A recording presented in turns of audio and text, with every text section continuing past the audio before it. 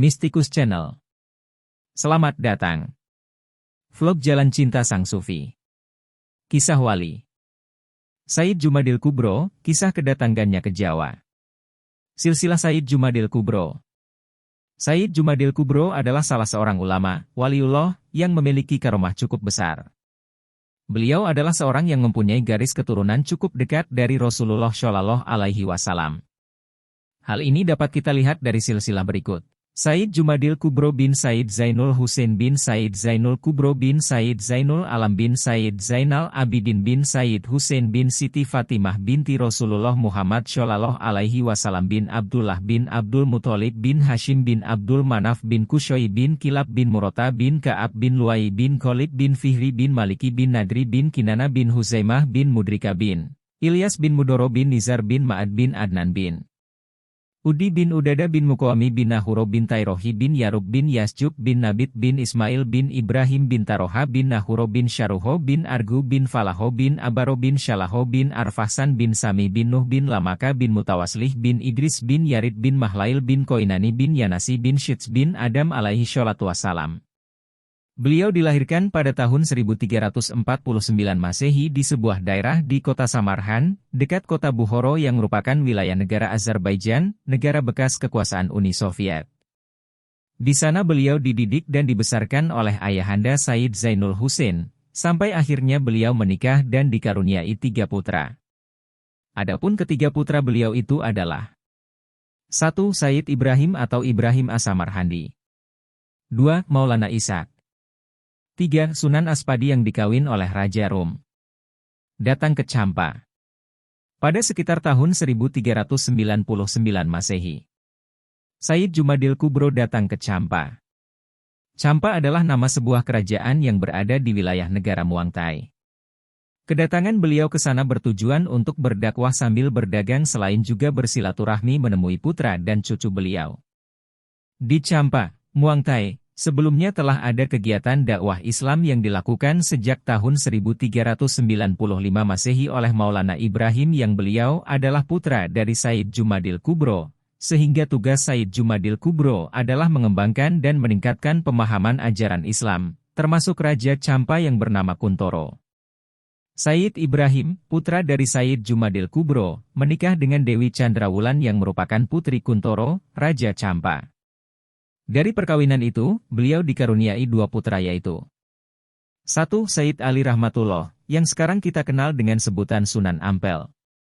2. Sayyid Ali Murtado atau disebut Raja Pandito, beliau bertempat tinggal di kerajaan Champa bersama Raja Kuntoro. Datang pertama ke Pulau Jawa.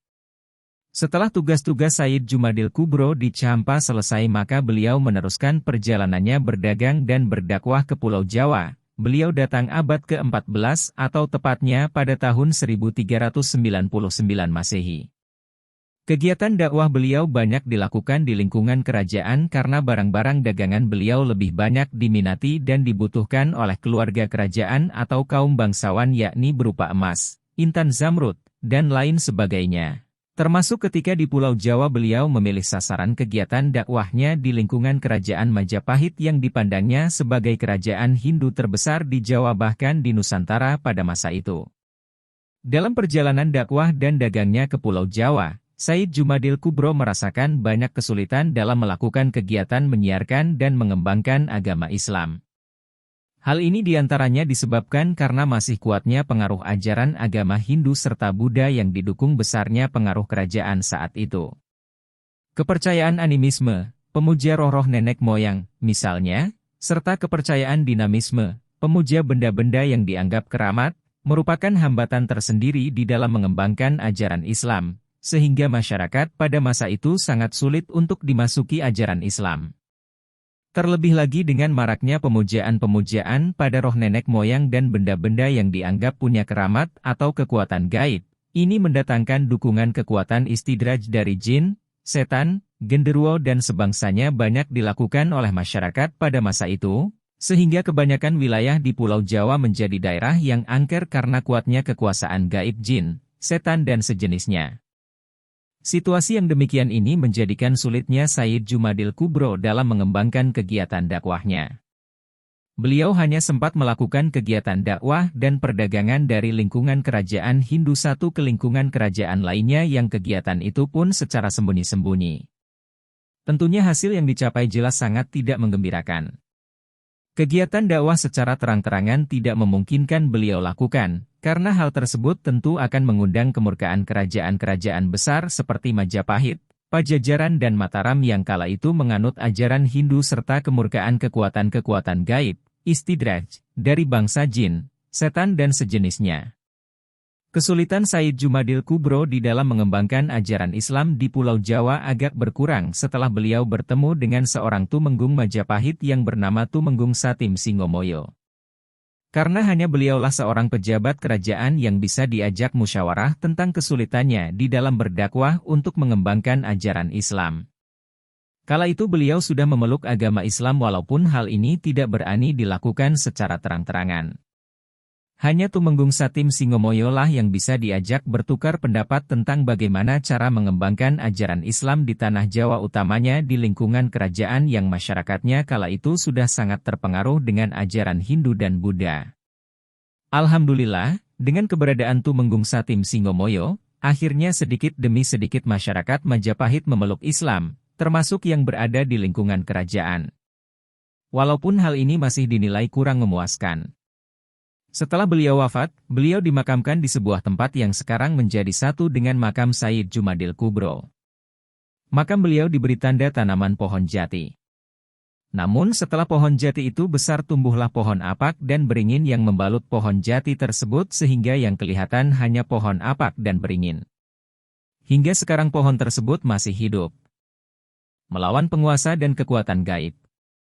Besarnya pengaruh kekuasaan kerajaan Hindu Majapahit yang saat itu berada pada puncak kejayaan di bawah kepemimpinan Raja Hayam Wuruk dan Patih Gajah Mada sangatlah besar dan luas tidak hanya dalam lingkungan masyarakat Majapahit saja, namun sudah hampir mencakup seluruh wilayah Nusantara sebagaimana tekad Patih Gajah Mada yang sangat terkenal dengan sumpahnya, Amukti Palapa. Kemasyhuran dan kejayaan kerajaan Majapahit ini dikenal bahkan sampai terkenal ke luar negeri, seperti halnya kerajaan Tiongkok, Champa dan sebagainya, yang hal ini juga dibuktikan dengan adanya hubungan perkawinan antara salah seorang putri Champa, Dewi Dwarawati, kakak Candrawulan dengan salah seorang Raja Majapahit, Brawijaya pertama atau Raja Kertawijaya. Ditambah lagi dengan banyaknya kekuatan gaib baik jin, setan dan sejenisnya. Dalam situasi yang demikian dan dari hasil pengamatan Said Jumadil Kubro akhirnya beliau menyimpulkan bahwa untuk mengembangkan Islam dan melakukan dakwah pada masyarakat Jawa harus digunakan strategi atau cara yang dapat mempengaruhi penguasa kerajaan serta mengurangi dan mengalahkan pengaruh kekuatan gaib yang membuat hampir seluruh wilayah Pulau Jawa menjadi angker. Menyusun kekuatan. Kuatnya pengaruh kerajaan Hindu Majapahit maupun pengaruh keangkeran daerah-daerah di Pulau Jawa tersebut, dirasakan Said Jumadil Kubro sebagai sebuah tantangan dakwah yang harus dihadapi, namun untuk menghadapi tantangan penyiaran agama Islam yang sangat kuat tersebut, beliau merasakan kurang kuat jika dilakukan hanya dengan seorang diri. Oleh karenanya, pada sekitar 1404 Masehi Said Jumadil Kubro meninggalkan Pulau Jawa untuk kembali ke kampung halamannya di Samarkand, Azerbaijan dengan maksud melaporkan temuan dan pengalaman dari apa yang telah beliau lakukan di Pulau Jawa kepada Kekhalifahan Islam Turki Sultan Muhammad I sekaligus beliau mengusulkan untuk segera menyusun kekuatan dakwah yang akan ditugaskan untuk menyiarkan agama Islam ke Pulau Jawa. Datang di Pulau Jawa yang kedua. Untuk kedua kalinya Said Jumadil Kubro datang di Pulau Jawa bersama-sama dengan rombongan 9 orang ulama yang sudah terorganisir dalam suatu lembaga dakwah Wali Songo. Kedatangan Wali Songo ini membuat semakin geram dan galaknya kekuatan-kekuatan gaib yang selama ini menguasai Pulau Jawa.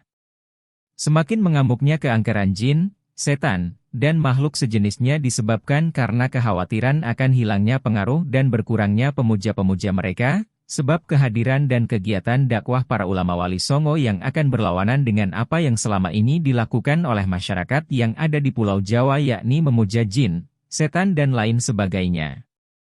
Memasang tumbal di Pulau Jawa. Melihat situasi keangkeran Pulau Jawa yang semakin menjadi-jadi, Syekh Maulana Malik Ibrahim selaku Mufti Wali Songo yang pertama ini memberikan tugas kepada Syekh Subakir, salah satu anggota Wali Songo yang ahli dalam bidang metafisika, ahli mengusir jin, setan, genderuwo dan sejenisnya, untuk segera melakukan tugasnya memasang tumbal pada daerah-daerah angker di Pulau Jawa sehingga dapat melumpuhkan kekuatan-kekuatan gaib, kekuatan istidraj, yang selama ini menguasai Pulau Jawa. Setelah Syekh Subakir memasang tumbal di puncak Gunung Tidar, lalu pada daerah-daerah angker dan rawan pengaruh kekuatan gaib, selanjutnya Said Jumadil Kubro beserta sahabat-sahabatnya yang tergabung dalam Wali Songo segera membagi tugas dakwahnya di beberapa wilayah Pulau Jawa dengan agak mudah dan leluasa karena tidak lagi berhadapan dengan kekuatan gaib bangsa makhluk halus. Said Jumadil Kubro sendiri dalam pembagian tugas ini memilih wilayah dakwah di lingkungan Kerajaan Majapahit yang menurut pengamatannya merupakan kerajaan terbesar dan paling berpengaruh bagi kehidupan banyak kerajaan dan penduduk di Pulau Jawa. Di samping itu Said Jumadil Kubro sudah memiliki jalur masuk lingkungan Kerajaan Majapahit saat itu, karena istri Raja Prabu Kertawijaya, Brawijaya pertama, yakni Dewi Dwarawati atau disebut Darawati Murdaningrum Putri Raja Champa adalah adik kandung dari menantu beliau Dewi Chandrawulan diperistri putra beliau Said Ibrahim Asamarhandi, orang tua Sunan Ampel Surabaya. Perang Saudara. Kerajaan Majapahit setelah wafatnya Gajah Mada dan Prabu Hayam Wuruk sekitar abad 14 mulai surut pamor dan kejayaannya. Peperangan saudara antara Wikramawardhana dengan Wirabumi mengakibatkan melemahnya kendali pusat pemerintahan Kerajaan Majapahit. Penduduk Majapahit terutama dari kasta Sudra dan Waisya, golongan masyarakat buruh dan petani dalam agama Hindu, yang selama ini menempati derajat rendah dan hina mulai mengalami pembangkangan dan pemberontakan jiwa dan naluri kemanusiaan. Mereka merasa tidak dapat menerima adanya perbedaan-perbedaan derajat manusia hanya karena nasib pekerjaan dan mata pencahariannya. Kondisi yang demikian ini sangat menguntungkan bagi penyebaran agama Islam yang menjadikan pesatnya penyiaran agama Islam, yang pada ajaran Islam mengajarkan persamaan harkat, martabat dan derajat manusia. Ajaran ini menjadi berkembang, utamanya di kalangan masyarakat petani, nelayan, buruh dan pegawai kerajaan. Perlahan tapi pasti, masyarakat kelas bawah, dalam pandangan Hindu, mulai berbondong-bondong memeluk agama Islam, mengikuti ajaran-ajaran Wali Songo yang dengan bijak dan santun menyampaikan misi dalam dakwahnya. Mohon pertolongan. Kekacauan keadaan di sekitar pusat Kerajaan Majapahit semakin lama semakin memprihatinkan, baik akibat terjadinya perang saudara maupun akibat sering terjadinya perselisihan di antara pegawai kerajaan yang sudah memeluk Islam dan pegawai kerajaan yang masih beragama Hindu. Situasi ini ternyata membawa manfaat yang cukup besar bagi Said Jumadil Kubro. Penampilan yang sejuk, tutur bicara yang santun ketika beliau beranjang sana ke keluarga kerajaan menjumpai Dewi Dwarawati, Darawati Murdaningrum, ternyata dapat membawa ketentraman di hati Prabu Kertawijaya Majapahit dan keluarganya, hingga suatu saat punya angan-angan Prabu Majapahit untuk minta tolong kepada Said Jumadil Kubro untuk dapat menenteramkan situasi kerajaan yang semakin hari semakin bertambah kacau. Belum sempat Prabu Majapahit menyampaikan permintaannya pada Said Jumadil Kubro, Dewi Dwarawati yang sebenarnya adalah seorang muslimah putri Champa, menyampaikan usul pada Prabu Majapahit atas saran pandangan Said Jumadil Kubro supaya Prabu Majapahit mau mengundang seorang tokoh yang dianggap mampu menenteramkan situasi kerajaan Majapahit yang sedang dilanda kekacauan itu. Rapat darurat. Saat kondisi kerajaan Majapahit seperti itu maka Prabu Kertawijaya mengundang semua adipati dan para tumenggung diajak rapat bersama yang intinya mencari orang, ulama, yang bisa menenteramkan wilayah Majapahit. Maka pada zaman kerajaan dahulu orang Hindu sudah membuat cara apabila wilayahnya sedang kacau dan tak bisa mengatasi barulah membutuhkan ulama.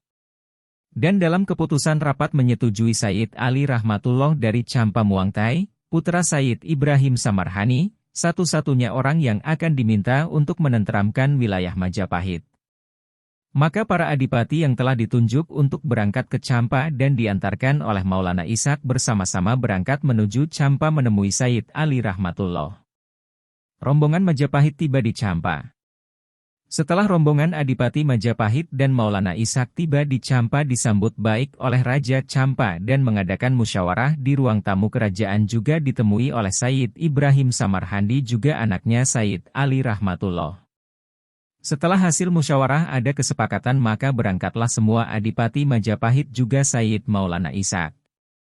Sedangkan Sayyid Ali Rahmatullah diantar oleh ayahnya Sayyid Ibrahim Asamarhandi dan saudaranya Sayyid Ali Murtado, Raja Pandito, bersama-sama berangkat naik kapal menuju Pulau Jawa, Majapahit. Sayyid Ali Rahmatullah datang di Pulau Jawa. Pada tahun 1420 Masehi pertama kali Sayyid Ali Rahmatullah datang di Pulau Jawa atas permintaan Raja Majapahit Prabu Brawijaya pertama. Keberangkatan beliau diantar oleh ayahnya Sayyid Ibrahim Asamarhandi dan saudaranya Sayyid Ali Murtado, Raja Pandito, bersama-sama dengan rombongan Adipati Majapahit yang diantar oleh Maulana Ishak. Kapal yang ditumpangi rombongan tersebut berlabuh di Gresik. Setelah para rombongan utusan Raja Majapahit dan keluarga Sayyid Ali Rahmatullah tiba di Gresik dengan tiba-tiba Sayyid Ibrahim As-Samarhandi sakit dan dibawa ke Tuban, yang akhirnya setelah di Tuban beliau wafat dan dimakamkan di Tuban, Kecamatan Palang. Setelah selesai pemakaman Sayyid Ibrahim As-Samarhandi, Sayyid Ali Murtado, Raja Pandito, meneruskan perjalanan dakwah keliling ke Nusa Tenggara, Madura sampai ke Bima. Beliau di sana mendapat julukan Panditho Bima. Setelah itu beliau kembali ke Gresik dan akhirnya wafat di Gresik. Beliau di Gresik mendapat julukan Raden Santri. Beliau mempunyai anak bernama Haji Usman, Sunan Ngudung, yang menikah dengan Siti Syariah binti Sunan Ampel mempunyai seorang anak bernama Amir Hasan. Dan Haji Usman, Sunan Ngudung, juga menikah dengan Dewi Sarah binti Tumenggung Wilwatikta Tuban mempunyai dua anak, satu Dewi Sujana yang dinikahkan dengan Umar Said, Sunan Muria, dua. Amir Haji, Sunan Kudus, menikah dengan Dewi Ruhila binti Sunan Bonang. Adapun Sayyid Ali Rahmatullah juga meneruskan perjalanannya ke Majapahit. Beliau beserta rombongan utusan Raja Majapahit dari Gresik numpang kapal mendarat di Canggu. Setelah tiba di Canggu para adipati dan tumenggung sudah menunggu kedatangan Sayyid Ali Rahmatullah. Setelah tiba di Canggu maka berangkatlah Sayyid Ali Rahmatullah beserta para adipati dan tumenggung menuju kerajaan Majapahit. Adapun dalam silsilah Sayyid Ali Rahmatullah, Sunan Ampel, adalah anak Sayyid Ibrahim As-Samarhandi sedangkan Sayyid Ibrahim As-Samarhandi anak Sayyid Jumadil Kubro Troloyo dan Sayyid Ali Rahmatullah dan Sayyid Ali Murtado adalah cucu Sayyid Jumadil Kubro Troloyo. Sedangkan Maulana Ishak adalah anak kandung Sayyid Jumadil Kubro. Sayyid Ali Rahmatullah datang di Majapahit. Setelah tiba di Majapahit Sayyid Ali Rahmatullah disambut baik oleh Prabu Brawijaya pertama, Prabu Kertawijaya, dan permaisurinya, Dewi Dwarawati, Darawati Murdaningrum, bibinya. Sedangkan Maulana Ishak pergi ke Gresik ke makam Maulana Malik Ibrahim guna mohon petunjuk kepada Allah setelah wafatnya Maulana Malik Ibrahim yang sebagai mufti wali Songo periode pertama sudah wafat. Setelah mengadakan musyawarah dengan keluarga kerajaan Majapahit Sayyid Ali Rahmatullah mohon supaya semua adipati dan tumenggung dikumpulkan di ruang sidang kerajaan Majapahit. Dengan semangat semua adipati dan tumenggung bahkan para prajurit semua sama berkumpul di ruang siding kerajaan Majapahit bahkan tidak ketinggalan Ki Ageng Supo Bungkul juga ikut hadir. Setelah Sayyid Ali Rahmatullah memberi nasihat tentang hukum syariat Islam, tauhid dan akhlak semua sama takjub karena belum pernah mendengar. Apalagi pada waktu menerangkan tentang larangan-larangan hukum syariat Islam dan akibat-akibat larangan agama Islam, banyak orang yang merasa ketakutan karena kenyataannya memang begitu. Yang hingga sekarang sering orang, limo, tidak mau dengan 5 larangan, selama Sayyid Ali Rahmatullah berada di kerajaan Majapahit, Sayyid Jumadil Kubro sering datang ke kerajaan perlu menawarkan barang dagangannya yang berupa emas, berlian, dan lain-lain pada warga kerajaan, sambil memberi saran pada Sayyid Ali Rahmatullah yang masih cucunya itu. Berdakwah di lingkungan kerajaan.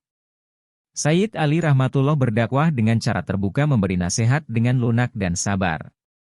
Mengangkat martabat umat yang miskin dan janda-janda apalagi yatim piatu.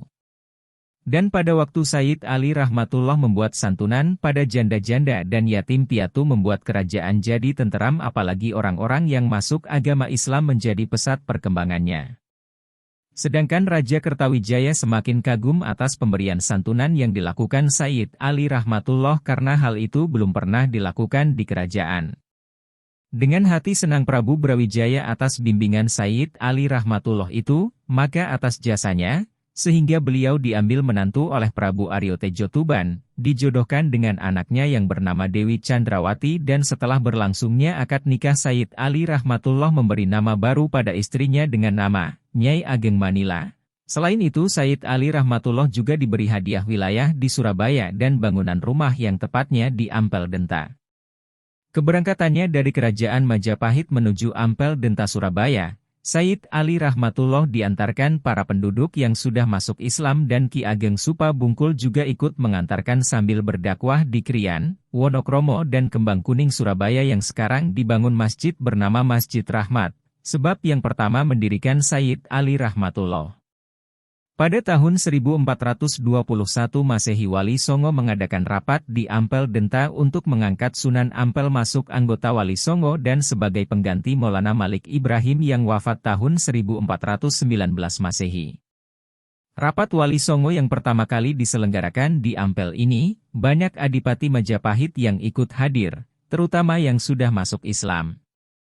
Bahkan Prabu Kertawijaya juga ikut hadir dan mendukung Sunan Ampel sebagai mufti, karena beliau mengenang jasa Sunan Ampel di Kerajaan Majapahit. Dan atas keputusan rapat Wali Songo tersebut, maka terbentuklah anggota Wali Songo periode kedua. Pelaksanaan rapat tersebut diselenggarakan pada tanggal 17 Ramadan, maka setiap bulan Ramadan di masjid dan makam Sunan Ampel penuh sesak dikunjungi ribuan peziarah bertujuan untuk ngalap barokah pengangkatan Sunan Ampel menjadi mufti Wali Songo. Sejak Raden Rahmat diangkat sebagai mufti Wali Songo, santrinya semakin hari semakin banyak, sehingga tempat untuk sholat berjamaah sudah tidak muat lagi, karena banyaknya para santri baru dan tak bisa mengikuti sholat berjamaah. Maka Raden Rahmat mengajak para santrinya membangun masjid baru dengan bangunan yang sangat besar. Sedangkan ukurannya seluas 46,80 kali 44, 22.068,56 m2. Adapun rangkaian bangunan masjid yang dibangun menggunakan 16 tiang dengan ukuran 0,40 meter, panjang 17 meter tanpa sambungan, sedangkan Raden Rahmat telah menunjuk satu santrinya yang bernama Son Haji sebagai pelaksana pembangunan masjid. Setelah masjid itu dibangun dan bangunan hampir selesai, banyak usulan-usulan yang diterima oleh Sunan Ampel dari beberapa santri tentang arah kiblat yang tidak benar. Namun Raden Rahmat tidak mau memberi jawaban tentang beberapa usulan para santri tersebut karena pembangunan masjid sudah diserahkan pada Son Haji. Setelah itu para santri yang tidak puas dengan arah kiblat, sama-sama menemui Son Haji perlu untuk menyampaikan usulannya tentang arah kiblat. Dengan tenang dan sabar Son Haji menghadapi beberapa usulan santri-santri tersebut. Dengan tiba-tiba jawaban Son Haji dengan cara membuat lubangan pada dinding pengimaman masjid sebelah barat. Setelah dinding itu sudah lubang, maka Son Haji memanggil beberapa santri untuk melihat lubangan dinding itu. Tapi sungguh sangat mengejutkan para santri, kelihatan dari lubang itu yang terlihat adalah Ka'bah yang berada di Mekah, maka beberapa santri baru sadar dan sudah yakin dengan kebenaran kiblat masjid yang dibangun Son Haji. Atas kejadian itu para santri memberi nama baru pada Son Haji dengan julukan Embah Bolong. Setelah beliau wafat dimakamkan di sebelah barat pengimaman Masjid Ampel, sedangkan makam beliau mengundang pertanyaan. Mengapa yang ziarah ke makam beliau kebanyakan para gadis dan janda? Ingin mati syahid. Dalam kisah Sayyid Jumadil Kubro dalam memperjuangkan agama Islam baik dengan cara berdakwah maupun berperang, kesemangatannya sangat tinggi. Bahkan usianya yang sudah lebih dari 100 tahun belum pernah surut perjuangannya. Dalam usia yang sangat tua itu Sayyid Jumadil Kubro punya niat ingin mati syahid. Dengan niatnya yang baik itu Sayyid Jumadil Kubro bertapa 40 hari memohon kepada Allah semoga akhir hayatnya dijadikan orang yang mati syahid. Kisah wafatnya. Pada tahun 1465 Masehi Wali Songo sedang membangun Masjid Demak, sedangkan Kerajaan Majapahit mengadakan rapat mendadak.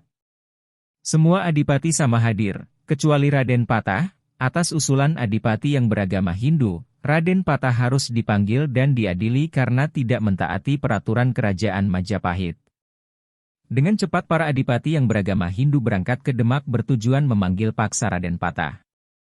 Namun setelah di Demak, para adipati tersebut ditemui oleh Said Jumadil Kubro dan Maulana Maghribi.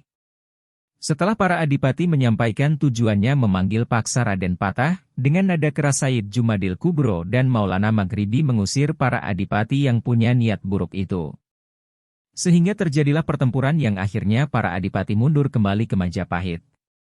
Setelah itu, Said Jumadil Kubro dan Maulana Maghribi beserta para santri berangkat ke Majapahit, tujuannya memerangi para adipati yang masih beragama Hindu itu.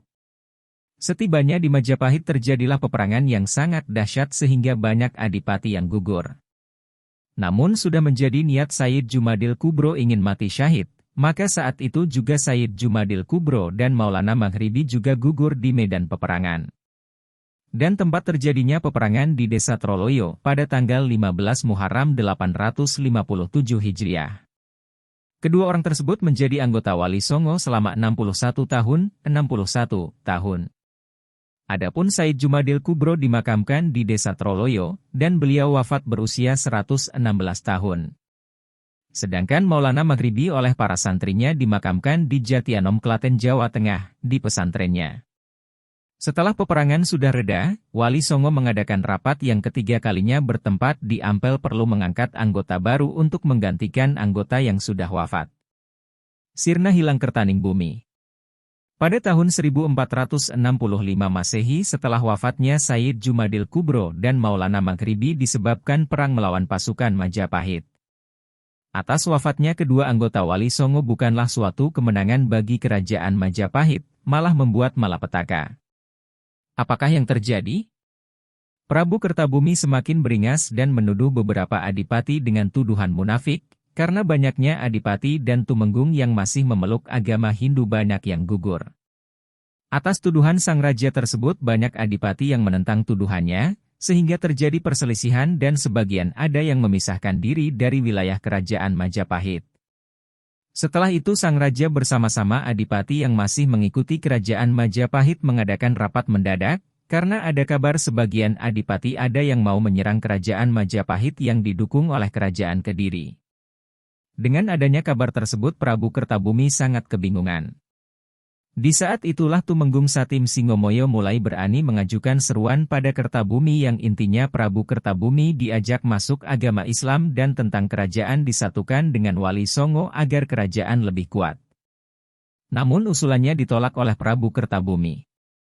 Setelah usulan Tumenggung Satim Singomoyo ditolak oleh sang raja, maka tak lama lagi sudah menjadi kenyataan apa yang terjadi. Pada tahun 1478 Masehi pasukan perang dari Keling Kediri yang dipimpin Girindrawardana yang jumlahnya ribuan dengan mendadak langsung melingkari kerajaan Majapahit. Sedangkan Prabu Girindrawardana langsung masuk menemui Prabu Kertabumi. Atas pertemuan kedua raja tersebut Prabu Kertabumi tidak mengadakan perlawanan tapi langsung membuat surat penyerahan kerajaan Majapahit pada Girindrawardana. Setelah Prabu Kertabumi membuat surat penyerahan, Raja Majapahit tersebut langsung pergi ke lereng Gunung Lawu. Gugurnya Sunan Ngudung. Pada tahun 1481 Masehi Girindrawardana menyerang Sunan Giri, karena khawatir akan berdirinya kerajaan Islam di Jawa Timur. Namun usahanya gagal karena mengalami kekalahan, meskipun mengalami kekalahan, usahanya pantang mundur. Beliau masih punya rencana ingin menyerang Wali Songo dengan cara sangat licik yang intinya orang Islam Majapahit bisa berperang melawan Wali Songo. Pada saat Raden Patah membuat utusan ke Majapahit untuk mencabut surat penyerahan kerajaan Majapahit dari Girindrawardana yang ditandatangani Prabu Kertabumi, namun oleh Prabu Girindrawardana ditolak dengan cara kasar, sehingga menyulut Wali Songo diajak berperang. Karena Raden Patah merasa punya hak waris kerajaan Majapahit, maka Raden Patah menugaskan Sunan Ngudung sebagai Senopati Demak untuk memimpin perang melawan Majapahit. Setelah pasukan Demak tiba di Majapahit terjadilah peperangan yang sangat hebat dan peperangan berlangsung hampir 2 tahun. Saat peperangan ini Sunan Ngudung membawa riwayat dan membuang waktu yang sangat panjang, hingga beberapa kesaktiannya sama-sama dikeluarkan. Di akhir peperangan itulah Sunan Ngudung gugur melawan pasukan perang Majapahit. Peperangan yang menelan banyak korban itu pasukan Demak hampir mengalami kekalahan. Berkat siasat Sunan Kalijaga, dengan cara sembunyi-sembunyi menemui pemimpin perang Majapahit, ternyata yang memimpin perang adalah Raden Husein, adik kandung Raden Patah. Setelah mengadakan pertemuan barulah Raden Husein mengerti kalau orang Islam Majapahit diadu oleh Girindrawardana untuk melawan Wali Songo. Atas hasil musyawarah Raden Husein dengan Sunan Kalijaga membawa hasil yang sangat memuaskan. Apakah yang terjadi? Pasukan perang yang dipimpin Raden Husein bergabung dengan pasukan Demak berbalik arah sama-sama menyerang pasukan Majapahit yang dikuasai Prabu Girindrawardana itu, sehingga pasukan Raja Girindrawardana merasa terdesak dan melarikan diri bersama-sama rajanya. Keterangan sejarah babat Tanah Jawa, setelah Raden Patah berhasil merebut kerajaan Majapahit dari kekuasaan Prabu Girindrawardana, Raden Patah beserta Sunan Kalijaga langsung ke Sunan Giri perlu melaporkan atas kemenangannya. Setelah kedua orang anggota Wali Songo itu tiba menghadap Sunan Giri, selain melaporkan keberhasilannya merebut kerajaan Majapahit juga mengadakan musyawarah tentang kelanjutan kerajaan Majapahit. Tentang kerajaan Majapahit Sunan Kalijaga membuat usulan, sebaiknya tentang harta kerajaan Mojopahit supaya dibagikan pada semua fakir miskin saja. Adapun bangunan, istana kerajaan, dibingkar dan diboyong ke Demak sekaligus pusaka-pusaka yang ada sebagai bukti kalau Raden Patah adalah hak waris kerajaan Mojopahit. Sedangkan usulan Raden Patah, saya pasrahkan apa keputusan Sunan Giri. Setelah beberapa usulan diterima oleh Sunan Giri, lalu Sunan Giri memberi keputusan, bahwa Sunan Giri menyetujui usulan Sunan Kalijaga tentang bangunan dan semua pusaka-pusaka diboyong ke Demak. Namun, tentang harta kerajaan Majapahit yang dipandang terlalu banyak untuk nilai sekarang mencapai puluhan triliun supaya ditinggalkan saja biar dirawati dan dijaga oleh beberapa makhluk halus, sebangsa jin, yang nantinya akan diserahkan pada Imam Mahdi di akhir zaman. Karena beliaulah nanti yang bisa mengatur seluruh harta peninggalan Majapahit ini. Itulah keputusan Sunan Giri. Jika Anda menyukai Mistikus Channel silahkan like, komen, share dan subscribe serta nyalakan tanda lonceng untuk mengikuti update terbaru. Terima kasih.